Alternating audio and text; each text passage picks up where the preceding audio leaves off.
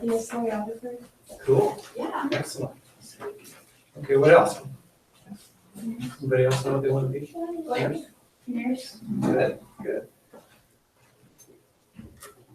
Okay, well, before I kind of go through my slides, what I wanted to just touch on a little bit is, you guys are all young enough right now where probably a career or what you're going to do for the rest of your life is probably not something you're spending a whole lot of time thinking about.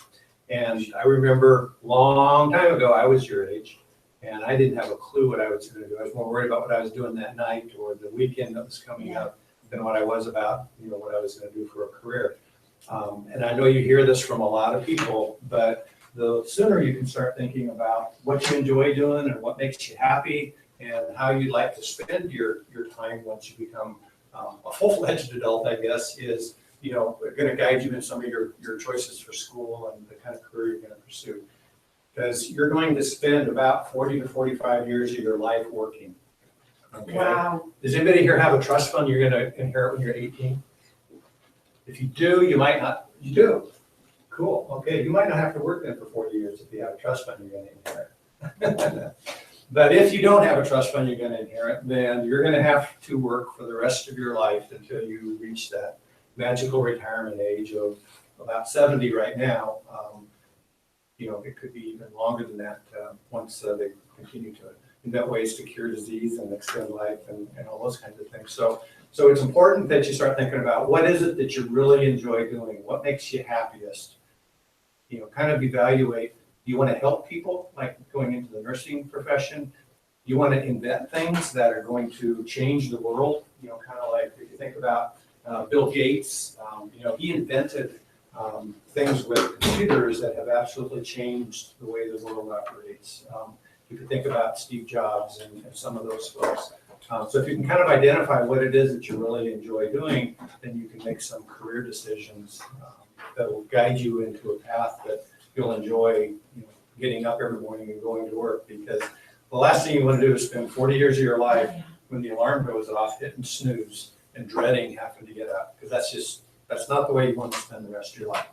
So how many of you have thought about a career in human resources? Oh, come on, humor me. Somebody surely has thought about working in human resources, right? A lot of people don't know what human resources really is. So that's kind of what I'm going to start with. Human resources is, not responding. Oh, okay. So I guess, now it's going to go too fast. Sorry. That's Sorry. okay. That happens all the time, Mr. Stelk.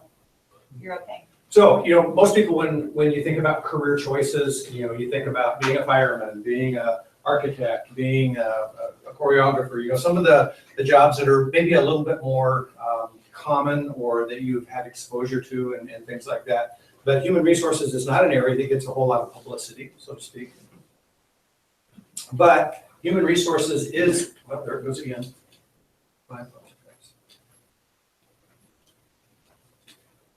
Human resources is a department or an area of responsibility that most companies have. And you see a lot of logos up there of large companies. Almost any company that has 100 employees or more is going to have a human resources department.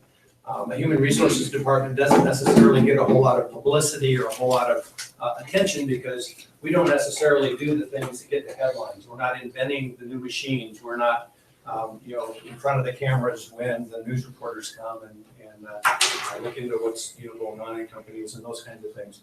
But it is still a very integral part. There we go.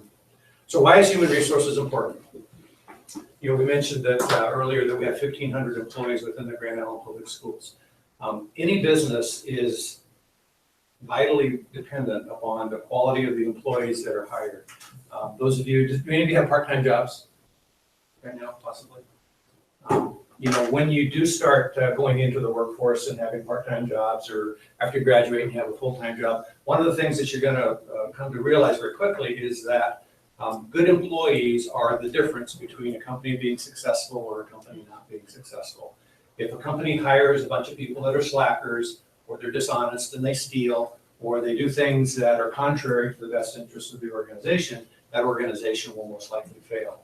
On the other side of the coin, if people are hired that are very conscientious, that do a good job, that are reliable and dependable, that are creative and bring new ideas to the workplace, then that company's probably gonna do more than survive, it's gonna thrive, it's gonna grow and expand. And along those lines, you'll get promoted and you'll advance in the company, and someday you might be a CEO and get multi-million-dollar stock options and all those kinds of things. So hiring great people equates to business success. It's not at all uncommon for an organization to spend 80% or more of its entire budget on payroll and benefits costs. And that's what human resources is primarily responsible for, is having an input on payroll and benefits costs. So, paying competitive salaries, paying enough to attract good people and retain good people, but not paying so much that maybe it's considered somewhat wasteful because it's spending money that wouldn't have to be spent because there's enough people that would work at a little bit of a lesser rate.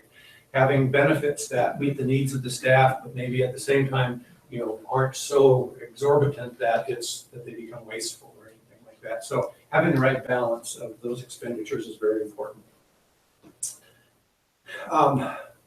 The quality, the reliability, the dependability of the products and services of the organization have to be equal to or better than the competition.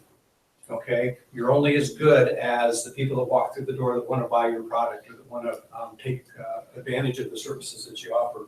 So you have to hire good people so that you have creative minds, that you have people that are making your products better, that are fulfilling the expectations of the organization.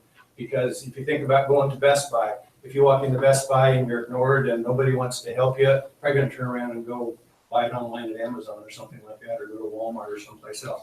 Well, any organization that can't create a need and then fulfill that need is not going to be successful. And that all happens with people. Poor quality control leads to inferior products. Again, if you think about a manufacturing environment, or if you think about the car, General Motors and Tesla and some of those, those are all, every one of us either have or will own a car during our lifetime. So there's an automatic demand for buying that product. But if the people on the assembly line aren't paying attention and they're letting poor quality cars go off the line and those cars then break down, nobody's going to buy them. So that company's going to go out of business. So you've got to have good quality control. Creativity and innovation from your staff. Again, somebody's always trying to make a better widget. And as soon as, Apple invented a phone that everybody loved, Motorola wanted to invent a better one. And the Chinese, then they started figuring out ways to make better ones even less expensive. And so it's a continual cycle of constantly trying to beat the other guy and provide a better product. So again, you've got to hire people that have the creativity and the innovation that are able to carry that forward and help that company succeed.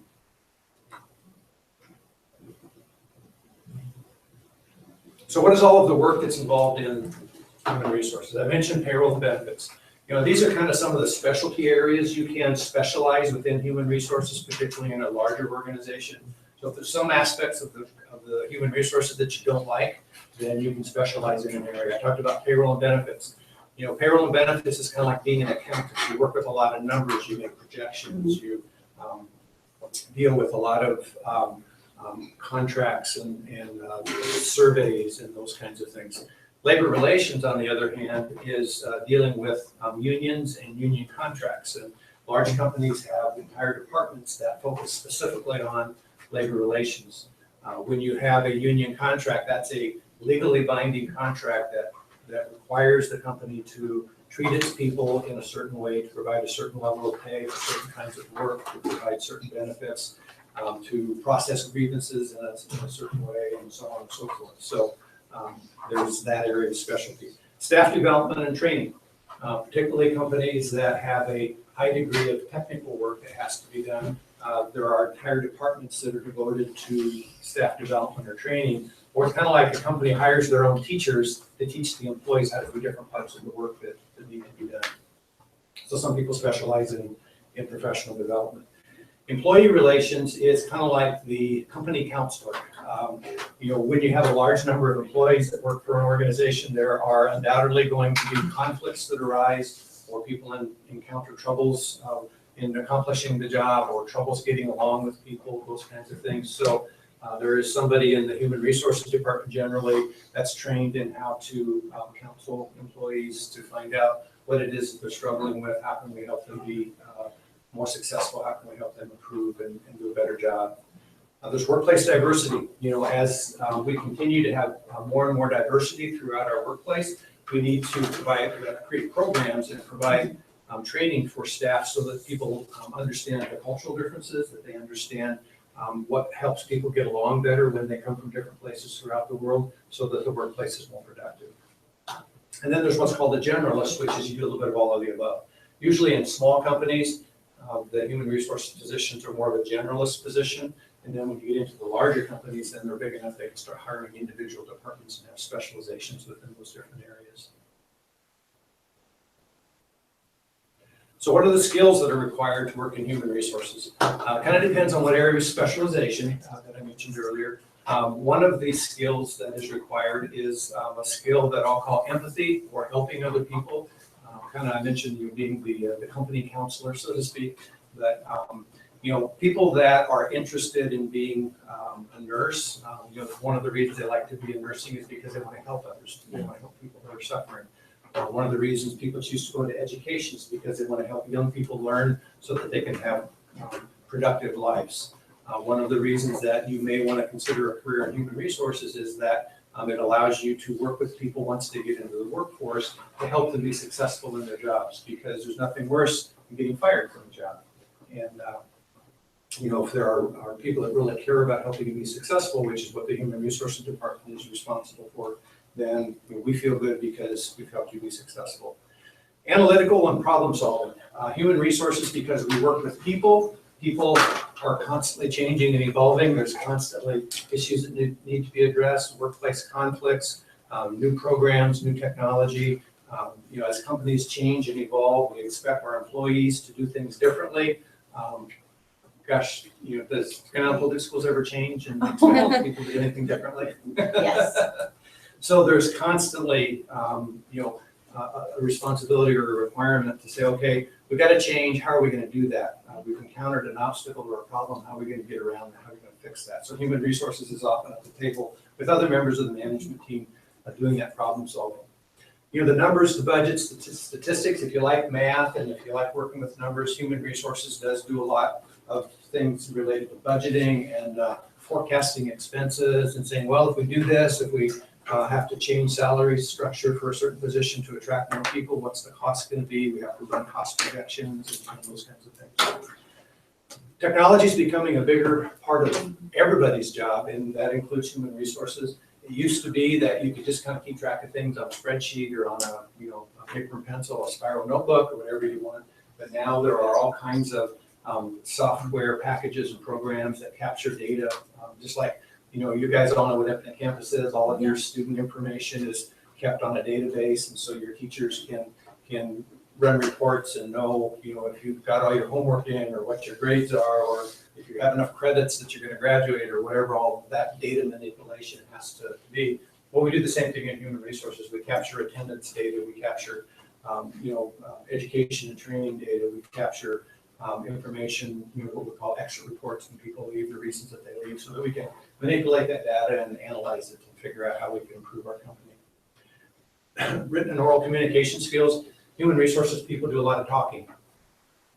Okay, we interview people, we give presentations, we do problem solving, we talk with large and small groups of people to provide information, to respond to questions or concerns, to talk about the changes the organization is going through. So you need to be able to do a good job of writing and talking and those kinds of things. So if those are skills you feel you have, then maybe a career in human resources is for you. What's your earning potential? It can be all over the board in human resources. If you're in a very small organization, you're not going to make as much in human resources. If you're in a very large organization, you can make a lot of money. So you can see up there one of the surveys, the range could be from $57,000 a year to $183,000 a year. The median is $108,070. So certainly it's a career that offers adequate compensation. How do you get into human resources? Human resources, you can get into human resources in different ways. First of all, anymore you have to have a college degree. There are college degrees in human resources management, in organizational development, communications, business administration. My degree was in business administration with an emphasis in human resource management. There are a number of different types of degrees that would be relevant to the field of human resources. There are internships that you can get involved with in organizations. A good way to break into the field of human resources is when you're in college, maybe during your junior or senior year, is to get an internship where you get to go and work for a period of time. Maybe it's a semester or a couple of months or even a year. And you work in that internship and you get exposure or experience to the kind of work that happens within the organization. You know, one of the things I always like to tell folks is be willing to start at the bottom. You know, when you graduate from high school or when you graduate from college and you're getting your first job, you know, it's natural to say, okay, the CEO makes 100,000 a year, so I'm willing to start at 95. I'll work my way up to 100 in a couple of years. But that's just not the way it works. You need to be willing to kind of get your foot in the door, start at the bottom, so to speak, or in what they call an entry-level position, improve your worth, okay? There is nothing more valuable or nothing that will impact your success in life than being willing to prove your worth. That means work hard and, you know, just show what you can do. Give that extra 110%. Find out, I always, you know, in an athletic kind of an analogy, find out what the coach is looking for, and then that's what you show them. So when you go to work, find out what your boss is looking for. That's what you show them. You focus on that. You show them that you can do that. You can exceed their expectations. Then you know what, they're going to promote you. You're going to have additional responsibilities. You'll get to grow.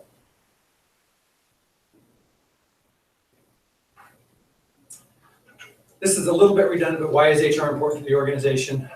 You know, we ensure that there's effective utilization of the budget dollars. We help to ensure that we hire good people. Reducing turnover is one of our responsibilities. You know, the last thing that any organization wants is just a revolving door of people that constantly come and quit and come and quit and come and quit. So part of what we do is we try to analyze, okay, if we have people coming and going so much, what is it that causes people to leave, to not want to stay here? Sometimes it's a lack of training that we provide them.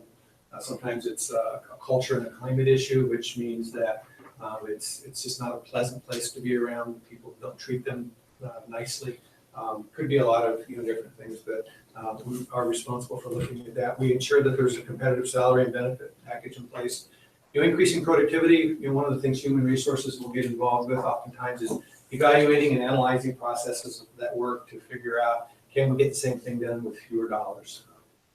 Risk management, there are a lot of laws out there, and people sometimes get to be a little bit suit happy. So, one of the things that we're responsible for is making sure that appropriate legal requirements are met so that the organization doesn't get sued. Why is working in HR fun? Because you get to bounce up and down on yellow and red. HR is fun if you enjoy building relationships with people. Again, some people would rather sit, by themselves in front of a computer screen and program all day long. They're not necessarily into building relationships. That type of an individual, there's nothing wrong with that, but you probably wouldn't thrive in a human resources kind of a position. Human resources is all about building relationships with people within the organization, with your management team, with your supervisors that you work with. So we do a lot of counseling. I didn't really mention, but we do a lot of counseling with managers because they're constantly have questions about, I've got these people not getting along. What should I do? I've got somebody who I'm not sure they're a good fit in my department. I think I might need to terminate them. What's the steps to do that? So we do a lot of counseling that way. Human resources is involved in the innermost workings of the company. If you like, kind of being on the inside and knowing things before anybody else knows them, or like in a prior job that I had, we bought and sold companies. So it's always kind of fun and exciting to be out there on the front side looking at companies to buy and analyzing whether that was going to be a good purchase. The not so fun part was if we were selling a company, then we were also having to go out and talk to employees and say, well, we have some news to tell you. We're going to sell the company, and unfortunately your job is ending with us today. That's not any fun, but it still has to be done. If you like to be kind of relied upon, if you're an individual that likes people to rely upon you to help them, you like to kind of take charge of situations. Again, a lot of times somebody will come into the human resources department and they're in a bit of a stressful situation because they feel like things aren't going well for them in their job, and they rely on human resources to help them solve that problem. Sometimes you get to travel a lot. If you're in a large international organization, for instance, you might get to travel on the company jet to all kinds of places all over the world. I worked for ConAgra for 16 years, and ConAgra didn't have a private jet, so one of the things I enjoyed, was sometimes when we go look at other companies to buy, or if we had meetings, we'd get on the corporate jet and we'd get to fly to different places, and yeah. The district does not have a corporate jet. Shoot. I drove here. Dr. Grover doesn't. You know, technology is increasingly being relied upon, so if you like technology and want to deal with technology every day, you certainly have that exposure in human resources. It's constantly changing and evolving, so there's always something new to work on. You know, and then opportunity for creativity and innovation. You know, you do have to kind of sometimes think out of the box a little bit to figure out new ways to accomplish things, so that certainly is prevalent in human resource work. So, certainly I would be happy to take questions. I think maybe the email that I got, one of the requests was to tell a story, or what's, you know, something that's really significant that you remember, you know, about my years in human resources. So I guess, you know, the story that comes to mind, and I don't, you know, I was trying, what would a group of freshmen be interested in hearing? Well, I thought maybe a story about somebody that killed their wife with a hammer would be interesting. See, look at all See, all their heads just popped up. What? So here's my story. Okay. In my earlier years in human resources, I worked for the ConAgra company, and we found out that we had one of our employees, a female employee, came to us with a concern that a male employee had been kind of stalking her at work and giving her attention that made her feel uncomfortable, and she wanted to quit. And we have a legal responsibility to create an environment that's free of harassment and discrimination, okay? So we had to look into that, we had to do something about it. So as we got to looking, doing our investigation, we found out, or we heard that there were some rumors that the individual, the man that she was concerned about, might have had some legal issues kind of in that area in the past, and that there might have been some violence involved. So, you know, expecting that we were probably going to end up terminating this individual, because that was a policy violation to, you know, to stalk or to harass employees that you work with. So we started doing a little bit more investigation. So I talked to the state patrol office here in Grand Island, and I said, you know, we're probably going to have to terminate this person. We've heard some rumors. Can you? I actually called the state patrol. I said, we've heard some rumors that maybe there was something in this person's background. Can you do the, you know, this was before so much was available on the internet. Can you just, you know, let me know if there's anything in this person's background I need to be concerned about? And within 20 minutes, the state patrol lieutenant was in my office. Oh, wow. And to make a long story short, what we found out was that this individual, a man who was harassing the female, he had spent 12 years in a mental institution. He'd been found innocent by reason of insanity after he killed his wife with a hammer, because he found out she was in an inappropriate relationship with another man. So, you know, the issue we had to deal with was, we were going to terminate this individual from our employment. How do we protect the employee who brought the concern to our protection, or to our attention? Yeah. Because the last, you know, there's kind of a, you know, if he attacked his wife and killed her, if this female is rejecting his advances and now he's being terminated from our employment, you know, could he turn around and, you know, try to do something to this employee? So one of the difficult conversations that I had to have was with this employee and her husband to say, we think, you know, there is some risk here. This is what we plan to do, but we would encourage you to take, you know, precautions on your own for a while too, so that, you know, you just are safe. So she actually, her and her husband left town for a few days just to make sure that, you know, they weren't home if this individual wanted to do something. So now we had to plan for the termination conversation. So there was the immediate supervisor, who normally would be the person to do a termination. So I was visiting with him, and he said, I'm not doing it. The guy was like 6'6" and about 275 pounds. It was, Big guy. yeah, he could handle a big hammer. So of course then, you know, that fell on my shoulders to have the conversation with the gentleman. So we decided, for my protection, that we were going to have the police there when we had the conversation to terminate him. But we didn't want them right there in the room, you know, and really escalate the situation. So I was in a small room where I was going to meet the gentleman and terminate him, and the police were in the door right next door, and we had some signals, some, you know, that if I felt threatened, I was going to say a certain word, and then they would come in and, you know, rescue me.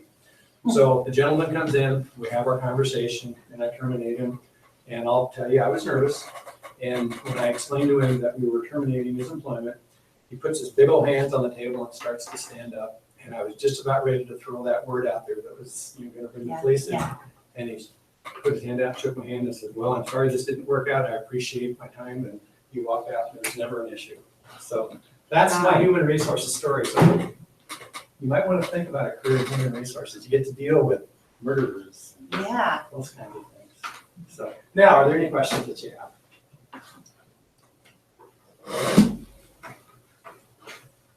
Answered them all for you, huh? I understand is you got lots of decisions to make in the next 3, 4, 5, 6 years of your life. Yes. Why did you end up into human resources? You know, I'm a little embarrassed to admit this. I got into human resources by an accident. I was a senior at college in Kearney, and I had a semester of school left, and I was sick and tired of going to classes. And I didn't want to keep going to classes. And quite honestly, I had even thought about, I don't know what I'm going to do. Maybe I should just drop out of school. And I was tending bar at the Elks Club, and I can do that full time, get lots of tips, or whatever. But I had heard a friend that I went to school with had talked about, they had an internship in a manufacturing organization. And what struck me as intriguing was by doing this internship, he didn't have to go to class because he got credit for the work that he was doing. And they paid him. Even better. Wage, but, so didn't have to go to school, got credits, and he got paid. Signed me up. So I went and talked to the advisor that was in charge of internships, and they had one internship that was left, and it was a Good Samaritan Hospital in the Human Resources Department in Kearney, Nebraska. So I worked my last semester of school in an internship in human resources, and I won't say at that point in time that I absolutely fell in love with human resources, but I knew I was graduating, I knew I needed to have a job. So because of the networking that I had accomplished when I was in my internship, then I also found out that there was a human resources job that was opening up at CHI St. Francis here in Grand Island that was available at about the time that I was going to be graduating. So I applied for that. I was able to get that. And I started out at $4.25 an hour, which is $9,000 a year. Now that was also 39 years ago. So in today's dollars, that might be, $12 an hour. I don't know. But that was my first human resources job, and then I've just stayed in the field ever since. And I've thoroughly enjoyed it. I certainly don't want to give the impression that I do not enjoy human resources, but it just was not something that I had set my sights on and planned to get into at a very young age. I kind of stumbled upon it, and as I think back, when I talk about find out what your interests are and then try to pursue that. When I was your age, I was going to be a psychiatrist. You know what kept me from being a psychiatrist? I found out I had to go to medical school. Yeah. And I thought, I'm not smart enough to go to medical school. Well, then I thought I was going to be like a marriage counselor or a counselor of some sort. But there's a bit of a theme there, and that theme is I had an interest in working with people and helping people and wanting people to kind of feel better about themselves and things. So there's kind of a theme there with human resources. That's what's been the most gratifying to me. I'm not necessarily gratified by the fact that we have a competitive salary or that we have a certain benefit program. But what's gratifying to me is to be able to, for instance, here with Grand Island Public Schools, I love interacting with the new teachers that are just getting out of school and they have their whole life ahead of them and they're excited about coming in and making a difference. And when we get those folks hired and I hear from principals, I just love so-and-so, they're just one of the best hires that I've had. And but that's the kind of stuff that really kind of gives me goosebumps and makes me feel good that we're building an organization here in Grand Island with good quality folks. And I hope you guys feel like you have good quality teachers that you experience every single day because they will make a difference in your life and they will help you be successful. Take advantage of them because they're here to help you. Did you ever have a mentor in your life? I know our other guest speakers were talking about there was someone in their life that kind of encouraged them. Did you have somebody like that in your life? I can think back when I went to my first job at St. Francis, the gentleman that was the director of the Human Resources Department. I always think back to, he was more than a boss to me. He really kind of took me under his wing and he really kind of helped me understand, some of the things you don't necessarily get out of textbooks, but, when it comes to, how to treat people and, letting your code of ethics, your moral compass lead you in your decision making. And sometimes there's not a policy and there's not a rule or a procedure that's written down somewhere that says, here's what you're supposed to do. Sometimes you have to rely on common sense and judgment. And he really helped me develop that moral compass to say, if this is something that's not specifically written down, that we need to decide, what's the right thing to do. What can I look myself in the mirror every day or look anybody in the eye and say, I'm happy and comfortable with the decision that we made. I think it was the right decision for all involved. So.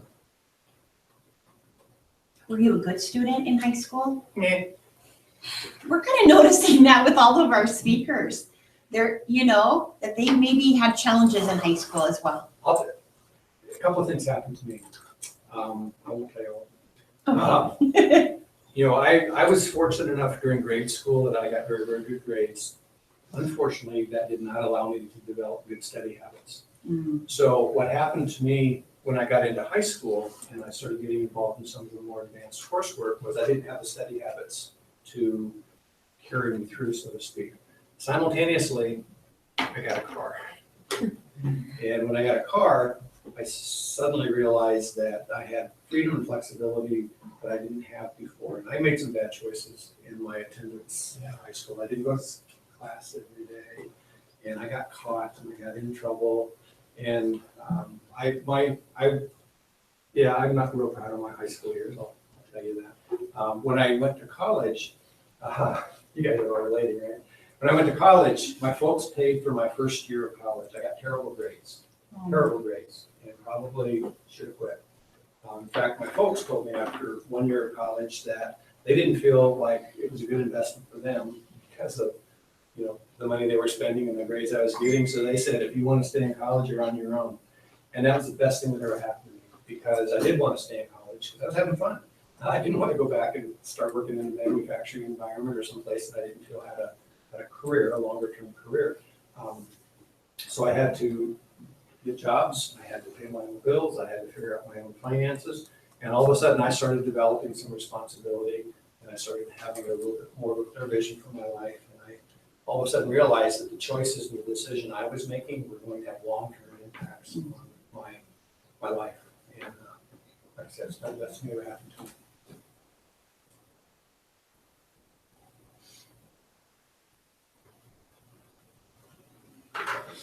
So now who all wants to go into human resources? We're thinking about it, right? When you interview somebody, let's say, what do you look for? Like when you have a candidate, let's say Francisco's applying for a job with Grand Public Schools, right, Francisco? Yeah. Do you look for like body language, eye contact? Or what would happen if someone interviewed for a job and they were constantly on their cell phone? Yes, and yes. All those things make an impact. What we look for when we hire people, and obviously different jobs have different skill sets and different expectations. But the bottom line is we want somebody who wants to be with us. We want somebody who wants to contribute. We want somebody who wants to work hard. We want somebody who wants to prove that they're worthy of being promoted. That real Midwestern work ethic, I guess, that you hear sometimes about. But so eye contact is certainly important. If you're constantly on your cell phone when we're trying to do an interview, that tells me you're not real interested in the job. So if you're not real interested in the job, then why are we wasting each other's time? So those are all very important things. Yeah. Now you can ask the kids questions. So what do you think about when you think about how you're going to spend the rest of your life? Do you envision having a job, or is that just not something that you really spend a lot of time thinking about? Is it scary, freshmen, when you're thinking about 3 years, you have 3 more years, your 3 years here at senior high, it's just going to fly by. You might not realize it, but is it kind of scary a little bit? How about, let's get some feedback from you guys. On a scale of 1 to 10, with your fingers, how how scared are you? 10 being, I'm petrified about looking for a job or a career or knowing what I'm gonna do. 1 being, I know, I'm ready, I put my applications, I know where I'm gonna go to school, da, da, da. So on a scale of 1 to 10, how like afraid are you of your future? Hands up. Okay, 7s, 3s, hey, we got some, okay, It's hard. yeah. And that's why we're starting with careers at an earlier age of middle school and high school, so that you don't have that fear. And that you kind of know by the time you're a senior. And the steps you're gonna take to get there. Yeah. Were you all here for Dr. Grover's presentation? Is that She the class? spoke yesterday, 8th period, so no, but we have it on live stream Okay. that they can You know, one watch it. thing that I'll mention, that's new and different just in the last several years, that you've heard people talk about the digital footprint that you leave. How many of you have like a Facebook or some other kind of social media account? that you Okay, post? raise your hand. All you do. Everybody is on social media. Yeah. Oh, David, you So know. one of the things that employers do now, when we're thinking about hiring somebody, you can come in and you can be dressed to the nines and you can do all the right things, the eye contact, and the enthusiasm, and you know all the answers I'm looking for. And then I can do a Facebook, or I can do like just an internet search, and I can find that if you post it on Facebook. And sometimes we find, people that do the selfies and, they're holding a gun and flashing signs and, they're, effing this and, making comments about, things that are just, like, I don't want them in my organization. So you have to think, sometimes it's fun, it's cool, it's, peer pressure or whatever the case may be. Maybe you're just saying something you saw in a movie and you're not even serious about it. But, one of the things that you guys all are gonna have to face as you go into the workplace is what kind of a digital footprint have you left? And what will an employer, an old guy like me who's thinking about giving you a chance, think if I see the digital footprint that you've left? And all of a sudden I'm thinking, you know what, I'm not sure that person would be a good influence on the rest of my employees if I bring them into my organization. And that might just be the one little thing that causes me to hire this person rather than this person. That's a good point. So glad that I did not have a digital footprint when I was in high school. Yeah. I wouldn't be here talking to you today. And yes, I did have high school sometimes. Anybody have questions?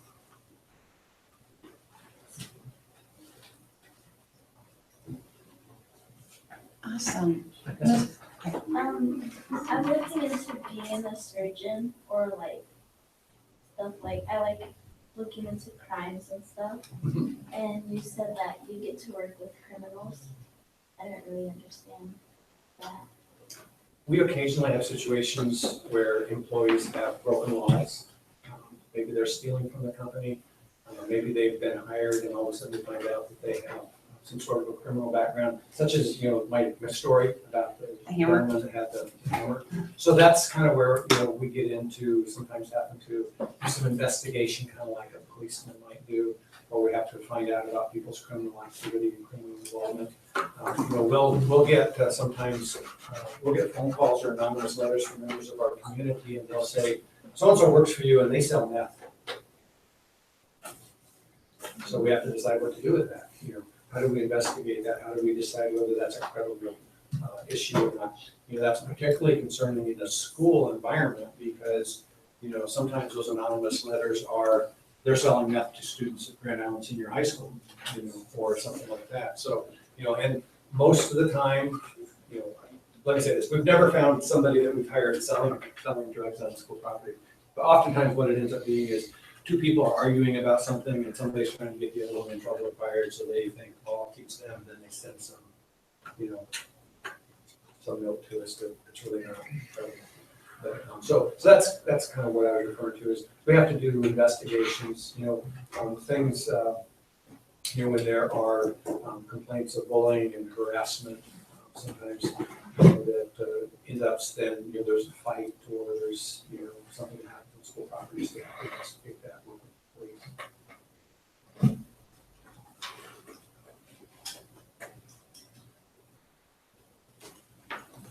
Do we need more male teachers? Like on the average for our personnel, for 1,500 people, do we have more female teachers than male teachers, you know? Yes, we do. So guys, that might be a job in education or in human resources. We need more males.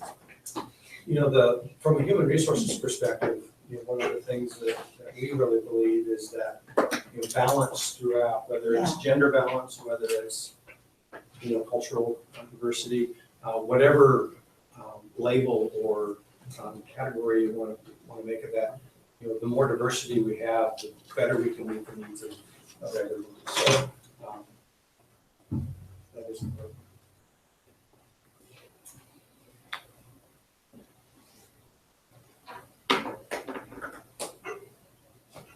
Going It's been once. good. I appreciate your attentiveness. Thank you. Any tips for anyone that wants to go to the resources? Good question, Joseph. Yeah, that is a good question. You know, I think one of the things that I would really encourage you to do is to, obviously, you know, number one would be to get into a program in a college that would offer a relevant degree, so something in business administration, human resources, organizational communications, those kinds of things. And I think, you know, finding a college that offers those internship opportunities so that you can actually get in there and experience the work and determine if it's something you're interested in, start to network, get to know people that are in the field so that when you are looking, maybe they can, you know, consider your resume or offer, you know, good recommendations to other organizations.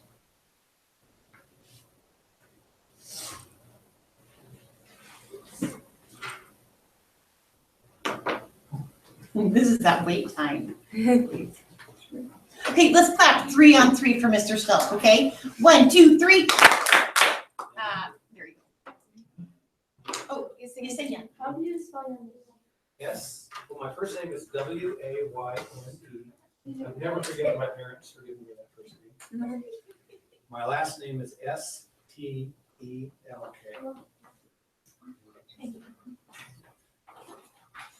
You asked me earlier if the Stelk family Yeah, is. yeah. My great-great-grandfather immigrated from Germany. He was one of the first 13 settlers of Grand Is that right? Oh, that's awesome. Island. So, our roots go deep. Very deep into GI. That's Yeah. awesome. Hey, Francisco, do you want to go and walk him back to the office for us? You and Caleb? Are you parked by the west? I'm out front. I actually know. Are you okay with it? Okay, all right. You got off the hook there, buddy. Okay, so freshmen finished filling out our form on Mr. Stelk. And then you can put that in your portfolios. Thank you. That was entertaining.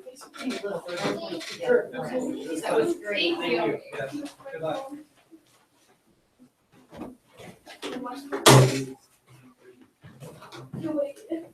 Okay, and then freshmen, you have about 4 minutes left.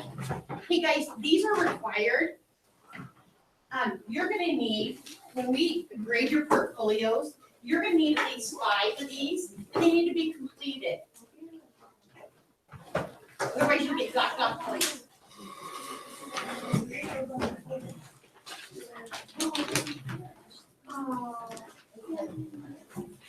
Can you pass Got me my invited. fluffy bag? I did. I got invited too. Okay, put them in behind your 4th tab.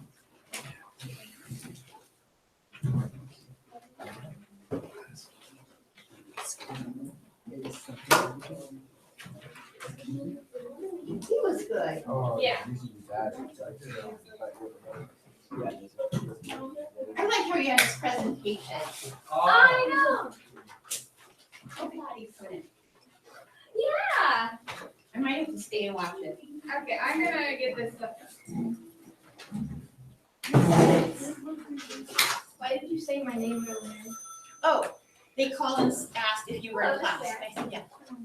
I'm like, you singing? Why do they sometimes tell me opposite and she's not here. They sometimes talk about absence. Yeah, no problem, bye.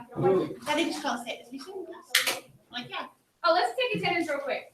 that would be ideal. Where is the list? Oh, is that some lotion?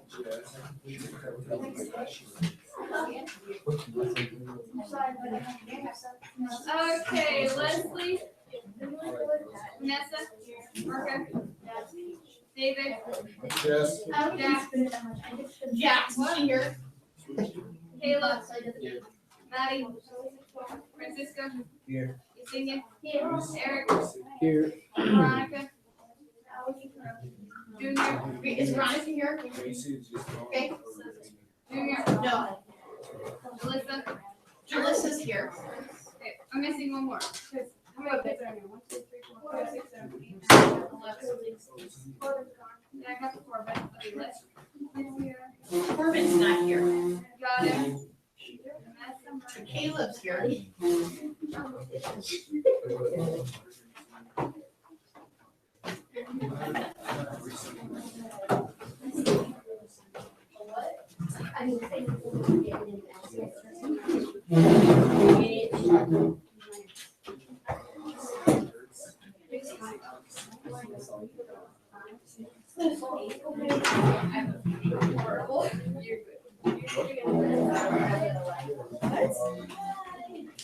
And that's terrible. They sometimes count you absent. Some teacher tried to cover the absence, I was off the track. But your track teachers, coaches are supposed to like go into exams. You guys are present, but you're at a. You know they got started, right? They can like quick tips. Harriet. Harriet. Oh.